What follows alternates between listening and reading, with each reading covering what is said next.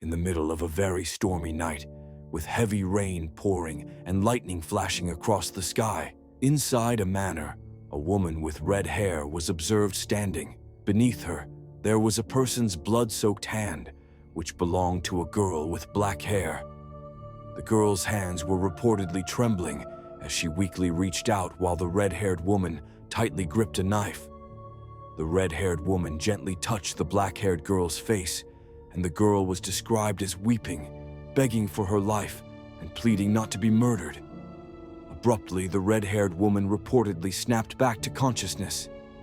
She heard someone call her name and, looking around in confusion, saw her nephew lying nearby in bed.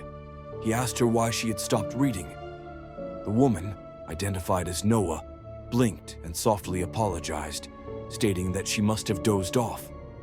Her nephew then requested that she start the bedtime story over from the beginning. Noah smiled faintly and continued reading until her nephew's eyes closed and he finally fell asleep. Noah quietly slipped out of the room and proceeded down the dim hallway toward her own room. The rain continued tapping against the windows, creating an echo throughout the house. As she walked, however, she sensed a presence. She stopped, yet the sound of footsteps persisted behind her. She froze for a moment, her heart pounding, and then she heard the distinct whisper, "Find him." Noah immediately turned around, searching for the source of the voice, but was surprised to find nothing there. She shook her head, dismissed the incident, and entered her room. Still, the faint, lingering creak of footsteps remained in the silence. The following morning, Noah went to see her brother, John. He greeted her with a concerned look and inquired if she had slept well and how his son, Dennis, was doing. Noah reported that Dennis had quickly fallen asleep after she read him a story.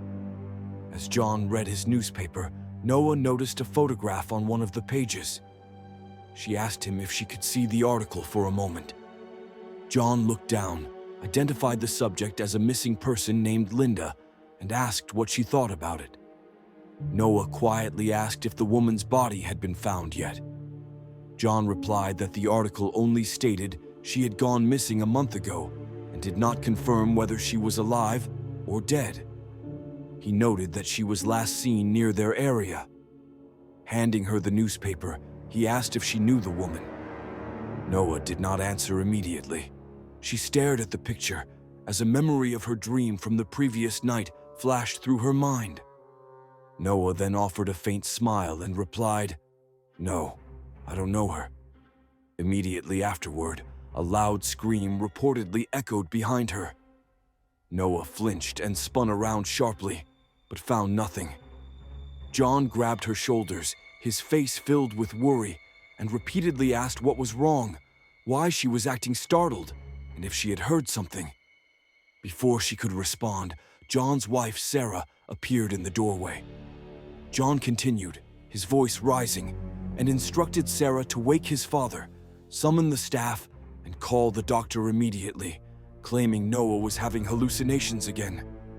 Noah loudly pushed John's hand away, shouting that she was not hallucinating, but had merely turned back because she heard footsteps. John called her a liar. Sarah softly suggested that Noah might have just heard her coming down the hall. Noah glared at them, insisting it had been over half a year since her last episode and demanding that they stop treating her like a lunatic. She turned away, declaring she was sick of everything, and stormed out of the room. Once outside, Noah returned her attention to the newspaper, focusing specifically on Linda's photo. Later, Noah reportedly visited a psychiatrist named Dr. Rooney. She confided everything to him, especially the things she could hear. The doctor listened quietly, then asked why she had come to him, since she already had a treating physician. Noah looked down, explaining that she preferred her family not know she was hearing things again, as they grew scared of her when it happened. The doctor began writing notes and asked her to specify exactly what she was hearing. Noah showed him the newspaper photo, claiming that the woman, Linda, had been talking to her. The doctor looked carefully at the picture of the missing person. Noah insisted, however, that Linda was not merely missing. She had been murdered, locked in a dark place, beaten, and abused. She claimed the killer had skinned Linda's face while she was still alive, and that Linda had told her everything and wanted Noah to find the killer. Dr. Rooney spoke calmly, asking Noah how often she experienced these hallucinations daily, and offered to prescribe something to reduce their frequency, along with sleeping pills. Noah strongly maintained that they were not hallucinations, arguing that she knew Linda was missing before the article was published, which proved the voice was real. She also claimed Linda told her the killer was a tall man with light brown hair, and questioned how she could have known this detail without reading the news. The doctor responded by saying he understood why she had come to him, explaining that he had categorized patients who experience hallucinations into two groups: those who seek help and those who believe their visions are real, which makes treatment difficult. The doctor gently noted that the article had been available for a week, and he guessed Noah had seen it days prior, allowing her mind to build a narrative around it. He reiterated that hearing voices is a medical condition, and there is no such thing as ghosts. Noah sat silently, staring at the floor. Dr. Rooney softly concluded that the session was over for the day. Without another word, Noah stood and departed from the office. Moments later, the doctor's assistant entered, noticed the newspaper on the table, and picked it up. She sadly commented on poor Linda, calling her an unfortunate woman. Dr. Rooney agreed, stating her family must be devastated since she had been missing for a month. The assistant corrected him, saying he must have missed the latest report, which had come out while he was seeing patients, confirming that Linda had been found. The doctor looked up slowly, his eyes showing interest. Meanwhile, Noah walked down the crowded street, lost in thought, considering that perhaps it was all in her head. However, a nearby television caught her attention, and the news anchor's voice immediately sent chills down her spine. The report stated that after a month of desperate searching, the missing woman, Linda, had been found dead. Initial reports indicated her body was discovered hanging from a tree, but experts doubted it was a suicide due to numerous injuries and signs of abuse. Most disturbingly, her face was found completely skinned. Noah froze. The description matched exactly what Linda's voice had told her. She realized it was true, and that she had not been imagining it, concluding that Linda's voice had screamed at her earlier out of anger, because Noah had denied knowing her in front of her brother. As this realization took hold, something cold reportedly brushed against her shoulder, a blood-drenched hand with bulging veins. A whisper followed, saying, "See, I told you." Noah gasped and instantly spun around, but saw nothing. A stranger bent down to pick up her fallen hairband, a tall man dressed in a black suit with light brown hair, exactly as Linda had described the killer. At the manor, Noah froze when Sarah called her name, demanding to know where she had gone after fighting with John. Sarah added that Noah's father had been looking for her and offered to make an excuse for him if Noah stayed in her room. Before Sarah could finish, the father's voice intervened, ordering Noah to follow him. Noah obeyed, leaving Sarah watching them disappear. Inside his study, her father asked if she was having hallucinations again. Noah finally spoke, asking what if the voices were real. Her father angrily warned her against ending up like her mother, who had gone mad and tried to kill her own child before taking her own life. He emphasized that following the voices would only lead to someone's death. Noah shouted that she was not hallucinating, but the father insisted on resuming her treatment. She begged him to spare her, and he agreed, but only if she never left the house without his permission. Later in her room, Noah sat on her bed, lost in thought. Her father's words echoed in her mind along with the doctor's warnings. Still, she couldn't shake her belief. It's not a hallucination, she told herself. Linda's ghost really is speaking to me. If it were just in my head, how could I know how Linda was murdered? Her mother might have suffered hallucinations, but Noah was convinced hers were different, real. She refused treatment, knowing her father would never believe her. If I can catch Linda's killer, she thought, then father will have to believe me. Just then, the door creaked open. It was Dennis, her nephew. Noah approached him gently. Dennis, why are you here? He looked up, eyes wide. Aunt Noah, did Grandpa get mad at you because of me? Noah smiled faintly. No, Dennis, you did nothing wrong. It's my fault. I did something bad. Liar, Dennis said quietly. You lied about your hallucinations. Why'd you lie? You want to kill me, too? A loud cracking sound echoed. Noah's eyes shot open. She gasped for air. Awake now. It had all been a dream. Her chest rose and fell rapidly as she tried to calm herself. Just a dream, she thought. But then she felt her hands wet. Thinking it was sweat, she touched her blanket. It was damp, too. Slowly, she reached for the lamp and turned it on. The light flicked on and she froze. It wasn't sweat. Her hands were soaked in blood. Splatos covered her face, the walls, the sheets, and on her bed lay a blood-stained knife. Something unfamiliar rested beside it.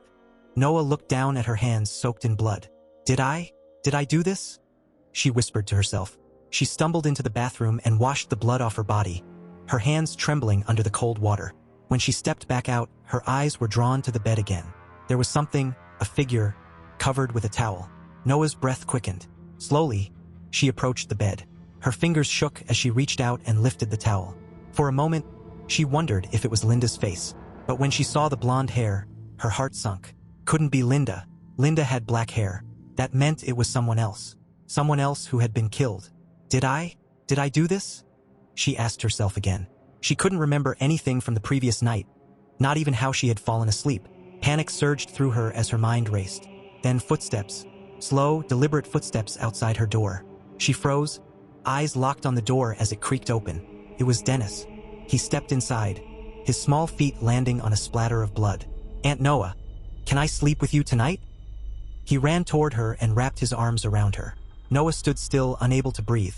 Dennis noticed the towel on the bed and started to reach for it, but Noah grabbed his wrist quickly. You can't sleep here tonight, she said, forcing a weak smile. Why not? He asked, tears welling in his eyes. Because my room is messy, Noah replied. But Dennis began to cry louder, his sobs echoing in the blood-stained room. Noah quickly covered his mouth gently. Shoo, she whispered.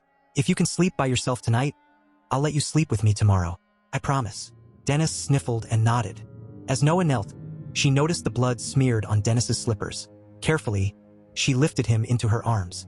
Tomorrow night, I'll read you lots of stories, she said softly, carrying him to the door while gently removing his slippers and letting them fall to the floor with a faint thud. She set him down outside the room and managed a weak smile. Good night, Aunt Noah, Dennis said cheerfully, unaware. Good night, Dennis, she whispered, closing the door behind him. The moment the latch clicked, her composure broke. Noah leaned her forehead against the door, her body trembling. What am I doing? She thought. Why am I trying to hide this? I should wake everyone up, call the police. But then the thought struck her. What if I really did it? What if I killed someone? A cold shiver ran down her spine. Then a whisper, soft and familiar, filled her ears. You didn't kill anyone. I know who the killer is. I'll help you catch them. You just need to listen to me from now on. It was Linda's voice. Noah froze. The whisper faded, leaving only the sound of rain tapping softly against the window. The next morning, Noah stepped out quietly from her room, trying not to wake anyone. She crept down the stairs with a large bag in hand and slowly opened the front door. Just as she was about to leave, someone called her name. It was Sarah. Noah, where are you going this early?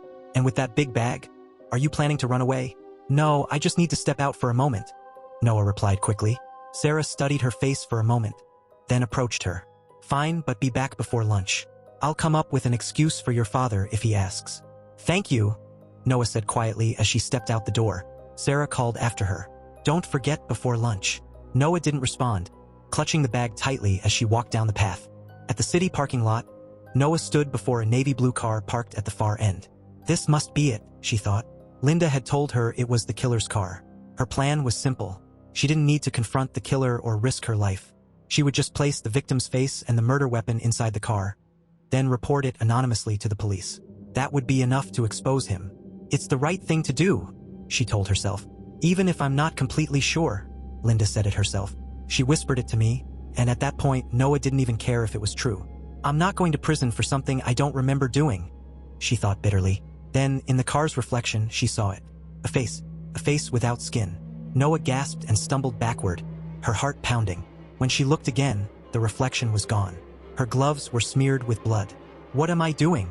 She thought. This is no different from Mother, from when she tried to kill John after hearing voices. Her father's words echoed in her mind. He was right. I shouldn't follow the voices. I almost framed someone I don't even know. I should go back. I'll tell Father everything. I'll go to the police and report it. But then a voice behind her. What are you doing? Noah's heartbeat thundered in her chest. She looked down. The bag was stained with blood. Her gloves, too. What are you doing to my car? The voice repeated. Her breath caught in her throat. Slowly, she turned around. It was him, Linda's killer, just as Linda had described. Tall, light brown hair, cold eyes that belonged only to a murderer. Noah stared at the man she believed to be Linda's killer, the one who had skinned Linda's face and murdered her. The man stepped closer. Noah flinched, instinctively stepping back, hiding her blood-stained gloves behind her, trying to act normal. Oh, is this your car? I'm so sorry.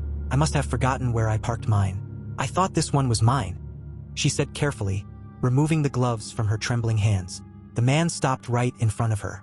Sweat rolled down her forehead as she stammered. I must have been mistaken. He said nothing, only stared. Noah leaned back against the car, her heart pounding, then tried to walk away. But before she could, the man grabbed her wrist.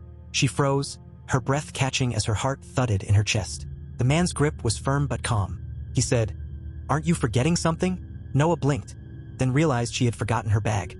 "Oh, right," she said quickly, forcing a shaky laugh. She snatched the bag and started to back away. Her hands shook as she turned and walked off, glancing over her shoulder.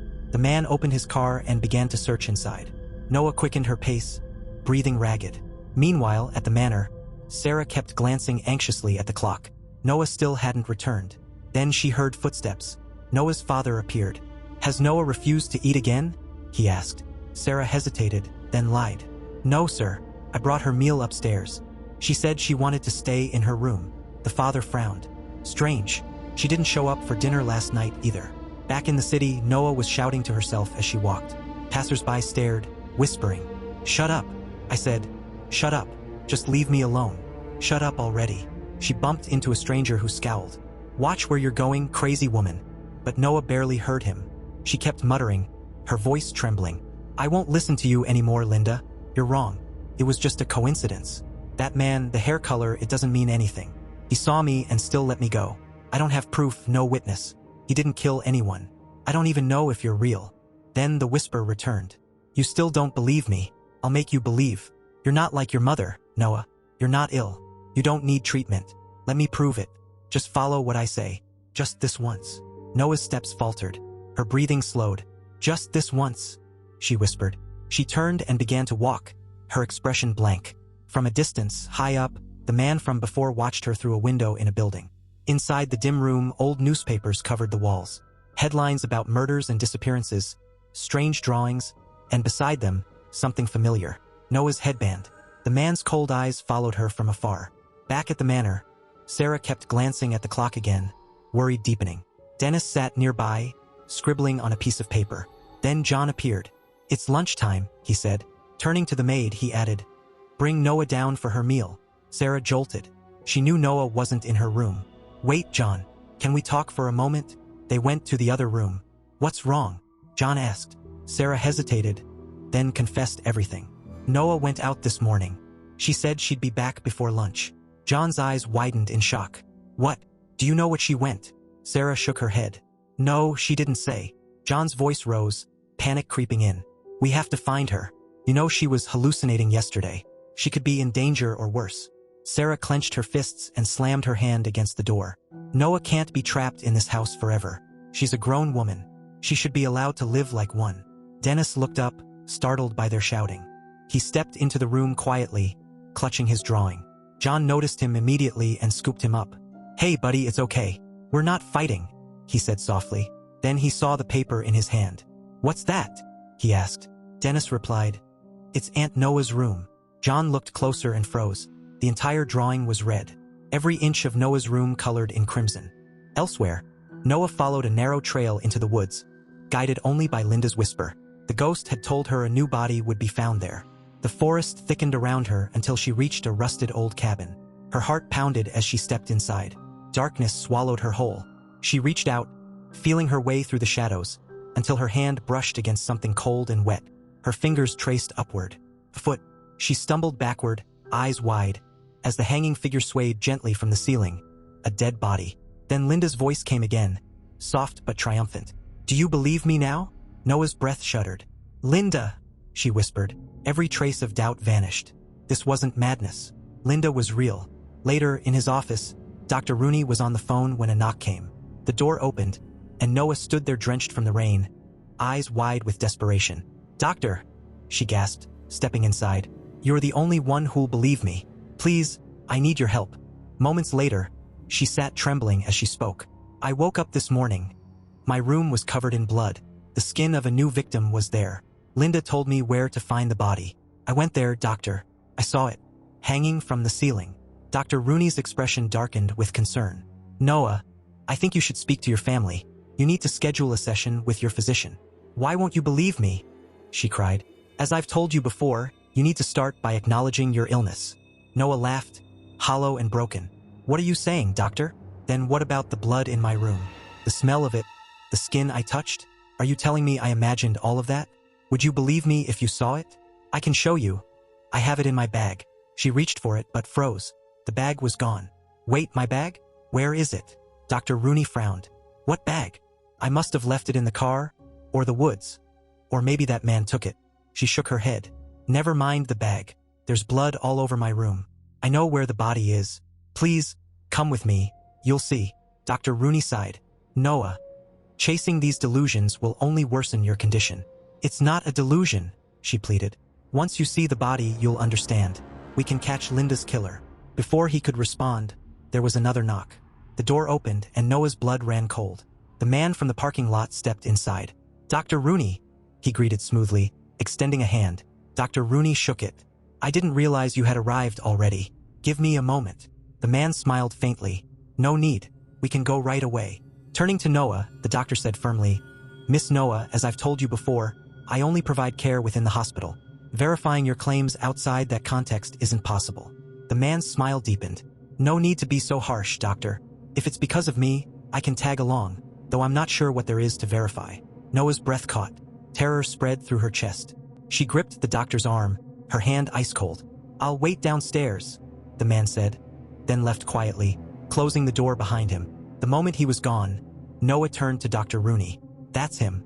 He's the one who killed Linda." Dr. Rooney exhaled. "Noah, please. I can't continue this conversation." Her shoulders sagged. She had no choice but to leave.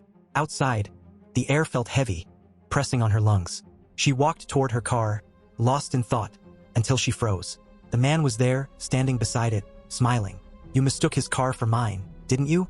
From the model to the price, they have nothing in common." Noah froze. Her mind raced. How did he know that? "I never said it was my car," she replied cautiously. "How do you know it is?" The man's grin widened, strange and deliberate. "Oh, really? I just had a feeling. The color matches your shoes." Noah stared at him, and in her mind she said, "I knew you were lying. I knew it. My car had been parked several blocks away when I ran into him at the parking lot. Somehow he knew where I had been, where I went. He'd been following me. But why show up now?" Before she could move, Dr. Rooney appeared at the door behind her. The man turned, smiling again. "I'll see you around, Noah," he said casually before walking off with the doctor. Noah watched them go, her eyes dark and unblinking.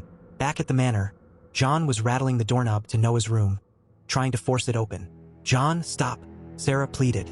"It's just a child's drawing. Dennis was only doodling." But John ignored her, his panic growing. The butler arrived with Noah's father close behind. "Did you bring the master key?" John demanded. "What's going on here?" the father asked. Sarah startled. But John had already forced the door open. He stepped inside. Sarah and the father followed. John slowly approached the cabinet, heart pounding. He opened it and something fell out. Dennis's slippers stained with blood. Inside, beneath a folded blanket, more blood. So much blood. Sarah gasped, hands covering her mouth as John's father stood frozen in shock. Moments later, the front door creaked open. Noah stepped inside, clothes damp from the rain. She looked up and froze. Sarah was waiting, her face pale with fear. "Noah," she whispered urgently. "Hurry, go to your room." Noah frowned, confused. My room. Then she remembered her room covered in blood. As Noah walked toward her room, her mind raced. What would I tell them? Should I be honest? Admit that I woke up and found my room that way? No, my father would never believe me. He'd think I hurt myself or someone else, that I was hallucinating again, and then he'd restart my treatment immediately. Noah opened the door and stepped inside. Her father and brother were already there waiting. Her heart pounded so hard she tried to think of what to say. Then faintly, Linda's voice whispered in her ear. It's okay. You just need to trust me. Her father's tone was calm but cold. What's your reason for leaving without permission for 2 days? Noah didn't answer right away. John's voice snapped across the room. Say something. What have you done? Why is there blood everywhere? Their father stopped him with a firm gesture. John, enough. He turned back to Noah. We deserve an explanation about your disappearance and the blood in your room. Noah answered calmly. It's abnormal uterine bleeding. I had unusual bleeding, so I scheduled an appointment with my OB/GYN. I didn't tell you because I knew you'd worry. You're lying. You're hallucinating again. Aren't you? Did you cut yourself? John snapped. Sarah, pushing him back. She's sick. Stop it. Their father's expression changed. He said, the doctor will arrive shortly. We'll find out whether you're hallucinating or truly ill. If it turns out you're unwell, we'll apologize for doubting you. But if you deceived us, his voice dropped cold. You'll never leave the house again, and you'll stay in the basement. Then he left the room. Noah's face went pale. She didn't want to be locked down there again. The doctor always knew when she was hearing voices, and he never hesitated to tell her father. Moments later, the doctor arrived. He didn't say much, only asked Noah where she'd been and if she'd been hearing things. Noah kept her voice steady. I went to my OB/GYN and no, I'm not hearing voices. The doctor stayed silent, then turned to her father. May I have a word? As they spoke privately, Noah quietly stepped out. In the hallway, she whispered to herself. I followed everything Linda told me. I hope I'll be okay. Outside, Sarah was waiting. How was the session? She asked softly. Why didn't you tell me you were feeling sick? We could have gone to the hospital together. You know, you can talk to me about anything. Noah's chest tightened. She was touched by her words. Then the door opened behind her. The doctor and John stepped out. The doctor passed by Noah and said, Inform your father if you start hearing voices again. For now, it seems you're not experiencing hallucinations. Noah blinked, confused. That can't be right. The doctor always knew when I was hearing voices. How could he be wrong this time? That night during dinner, John couldn't stay silent. There was so much blood in Noah's room, he said insistently. Even Dennis's slippers were soaked. The floor was drenched. Their father replied, The doctor knows better than any of us when Noah is hallucinating. He said she's not, and that means we owe her an apology. At that moment, Noah entered the dining room with Dennis beside her. Her father looked at her. What did the doctor at the hospital say? Do you need to be hospitalized? Surgery? It's nothing serious. I'll be fine after taking my medicine. Her father said, Then you may go to the hospital freely whenever you need. John slammed his fist on the table. I can't let her leave the house on her own. Their father, his tone calm but final. Enough, John. Noah isn't hearing voices. We were in the wrong. Later that night, when Noah was preparing for bed, she picked up a fencing sword and held it tightly. She walked slowly toward her bed, her mind steady but fearful. She needed to survive the night. She was sure the killer knew where she lived, that he would come back. If he thought I was asleep and dropped his guard, I might have a chance. She clenched the sword. The moment I hear something, I'll strike. I won't let him kill me or rip off my face like the others. What happened to my bag? Meanwhile, somewhere else in a dimly lit room, two men can be seen. One of them is holding a bag. The man with tattoos asked, What's this for? The other man with yellow hair replied, I stole it. Bumped into some psycho lady. She didn't even notice me take it. He unzipped the bag and froze. Damn, look at this. Jewelry, gold rings, a watch. He reached in deeper. It's wet inside. Ink, maybe? He winced. Ow, there's something sharp. It cut my finger. The tattooed man snatched the bag and shook it upside down. Jewelry clattered to the floor, followed by a blood-stained knife and a skinned human face. Upon seeing it, both men freaked out, eyes wide in horror. At that same moment, Noah jolted awake, gripping her sword. When did I fall asleep? She slowly lifted her head and saw a human figure beside her bed. Sweat trickled down her neck. Her trembling hand reached for the lamp. She turned it on and then she looked beside her. It was Dennis. Relief flooded through her. She remembered her promise to let him sleep in her room. She gently patted his head, still holding her sword close. Stay awake, she told herself. Just stay awake until morning. When daylight finally came, Noah blinked and realized she'd fallen asleep after all. Dennis was gone. She slipped into her slippers, stood, and looked around. Everything was the same. The killer hadn't come, she said. Moments later, Noah stepped out of her room. She saw Sarah in the hallway, and then her eyes fell on Dennis. But Dennis's body was trembling. His face was pale, his movements stiff as if frozen in fear. Something about him wasn't right. Noah knelt down in front of him. "Dennis," she asked softly, but he only shook harder. "Auntie, are you okay?" "I'm fine," Noah said gently with a smile. Suddenly, Dennis rushed forward and threw his arms around her, holding her tight. Sarah said, "He's been acting strange all morning. He must be scared." He watched the news. Noah looked up. "The news?" Sarah replied. "Apparently, Linda's killer struck again. Another person was murdered." Noah's heart sank. They must have found the body at the cabin. But Sarah continued, "They found the victim near our neighborhood. Police have been coming by since early morning." Noah froze. That didn't make sense. The cabin where I found the body yesterday was far from here. Not close. Then the television caught her attention. The reporter's voice echoed through the room. At the scene where the second victim, identified as Susan, was found, investigators also discovered a pair of red women's shoes. Authorities confirmed they don't belong to the victim and are working to identify their owner. Noah's heart hitched. Her eyes widened. "How did my shoes end up there?" She hurried back to her room, and when she looked, her red shoes were gone. She remembered clearly leaving them beside her bed last night. Then Linda's words came back to her about the killer. It had to be him. He must have come into my room while I was asleep. A sudden knock startled her. It was Sarah. She entered and began talking, but Noah's attention shifted toward Dennis. "He had slept in my room last night and he'd been acting so strange this morning. Maybe he saw something." Noah crouched beside Dennis again. "Dennis?" she asked gently.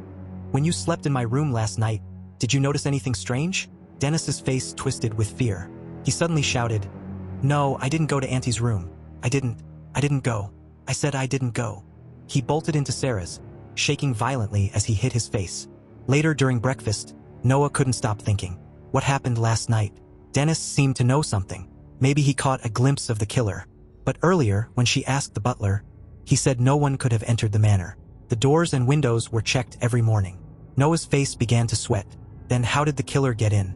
Why won't Dennis say anything? And why didn't the killer kill me? Just took my shoes.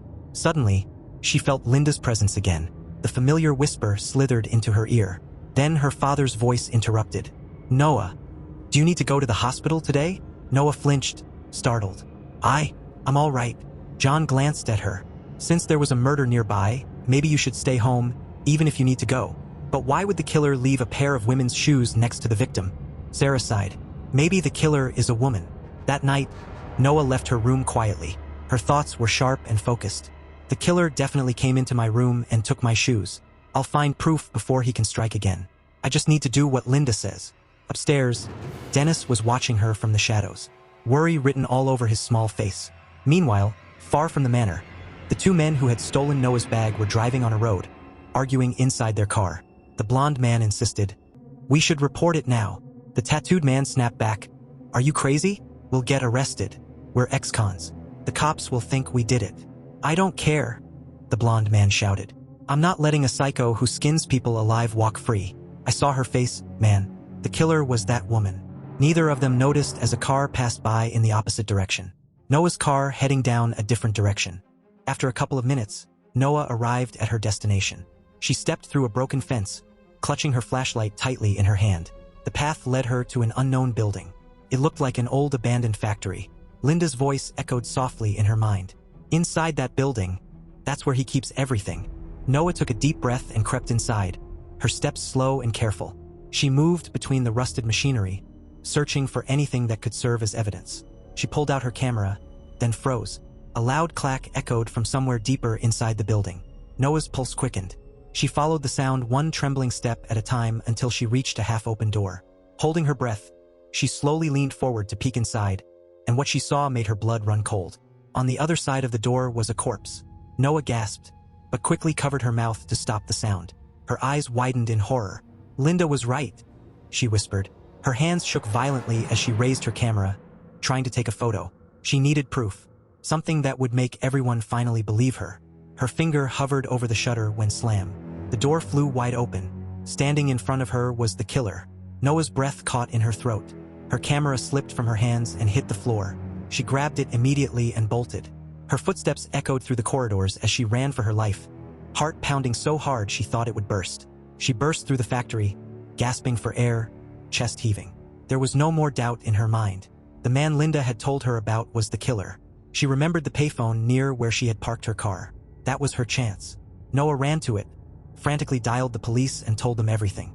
Moments later, police cars arrived at the factory. From a distance, Noah watched from inside her car, her body still trembling. Why isn't he coming out? She thought. Did he get away? It hadn't even been 10 minutes since I called. There was no way he could have cleaned up the scene and escaped. Even if he had, the police would at least find the body, and I had his photo as proof. Noah tried to calm herself. It's over. Linda can finally rest in peace. But then she noticed something strange. The police were leaving. Her brows furrowed in confusion. Why are they leaving already? There was no way they'd searched the entire factory so quickly. Did they even find the body? She was still thinking when a chill shot down her spine. Someone was standing right in front of her car. Noah froze. It was the killer. His hands and white shirt were soaked in blood. He stepped forward.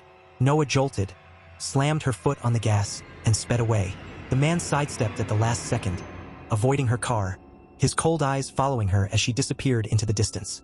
After a long, continuous drive, dawn finally broke. Noah pulled over, exhausted and trembling. She looked around, trying to make sense of what had happened. How could he have been standing there? He should have been running from the police, Noah whispered. Then she reached for her camera. It's okay, she told herself. I still have his photo. But before she could turn it on, a hand tapped her shoulder. Noah flinched hard and turned around. Standing there was a tall man in a white long-sleeved shirt. The same man from that night. It was him, the killer Linda had warned her about. He smiled. Noah trembled, stepping back. Don't come any closer, she shouted. Take one more step and I'll scream. He stopped. Her voice cracked. When did you start following me? How did you get past the police? Why are you doing this? Why are you killing people? What do you want from me? What did I ever do to you? Say something. He looked at her calmly. What are you talking about? I was just surprised to run into you here. I only wanted to say hello. You should really contact Dr. Rooney when you can. Then, as if nothing had happened, he turned and walked into a nearby diner, leaving Noah standing there, alone in the pale morning light, caught between delusion and truth. A few minutes later, Noah pulled into the garage and stayed still in her car, staring blankly ahead. Doubt crept into her mind. Was it really him? The killer? She hadn't seen his face clearly that night. It had been too dark. Still, she tried to steady herself. It has to be him. Linda told me, and I took a photo to prove it. It can't be wrong. The garage door creaked open, and Noah's heart skipped. It was Sarah. Noah? What are you doing out here? She asked. I just remembered I left some clothes in my car, Noah replied quickly. Came to grab them. Sarah frowned. Your clothes are filthy. Noah froze, glancing down at the stains from the factory. Before she could answer, Sarah gave a small smile. Must have been the car. It's a mess after the rain. Yeah, Noah muttered, relieved. I'll have someone clean it later. And don't forget, my sister's visiting tonight, Sarah added before leaving. Noah nodded, hiding the camera behind her back. Once in her room, she carefully removed the film roll and tucked it into a small container. I went to that factory because Linda said the killer would be there, she whispered to herself. Then she hesitated. But why did he act like he didn't know anything? Her grip on the film tightened. No, it's him. It has to be. My shoes vanished right after he mentioned them. That's not coincidence. He's pretending, watching me. A sudden knock at the door startled her. The film rolled off the table and disappeared under the bed. Noah, Sarah called. There's a gentleman on the phone. Says he's Dr. Rooney. Dr. Rooney? Noah repeated, puzzled. Why would he call me? She hurried to the phone. Doctor, she said. Rooney's calm voice came through. I saw the news. Another faceless victim was found. You told me before that you discovered the body yourself. I've looked into it and now I believe you. These voices you hear might not be delusions. You could be the key to solving these murders. I want to help. For the first time in days, hope stirred in her chest. If Rooney truly believed her, she might finally have someone on her side. But a dark thought followed. Why change his mind so suddenly? Her fingers tightened on the receiver. Doctor, are you with him? The killer. Pause. Then Rooney replied, No, of course not. I only know his family, nothing more. Noah exhaled slowly. All right, I'll come to your office. Later, driving through the city, she tried to calm herself. If Rooney had ties to the killer, Linda would have warned me. Maybe he really does believe me now. If a doctor supports me, the police will have to listen. With Roy's help and my photo, we'll catch him. When she arrived, Rooney greeted her gently. Come in, please. Noah Saturday, I owe you an apology, he said. I dismissed you the other day when you were trying to tell me something important. It's fine, she murmured. Let's start from the beginning, he continued. You said that after our first session, you woke up to find a knife and the victim's face in your room. Then you followed a voice and found the body. At first, I assumed you were hallucinating. But after watching the news yesterday, I realized you were right. The victim's face is still missing. So, Noah, where is it now? Noah's voice was steady. Doctor, do you believe the voice I hear is real? Rooney hesitated, then spoke carefully. There's a condition I've studied. People with separate identities who act without remembering what the others have done. They lose time, forget events. Tell me, Noah, do you ever experience memory gaps? Her breath hitched. She had, twice waking up not remembering falling asleep. Rooney's tone softened but cut deep. You said the killer entered your room and left the knife and the victim's face. But if that were true, why leave you alive when both victims were killed? How could you know about the crimes before anyone else? And why were a pair of women's shoes found beside the second body? Noah's hands trembled. Confusion filled her eyes. The shoes didn't belong to the victim. Rooney continued quietly. They came off while the body was being moved. Isn't that right, Noah? She stared at him, speechless.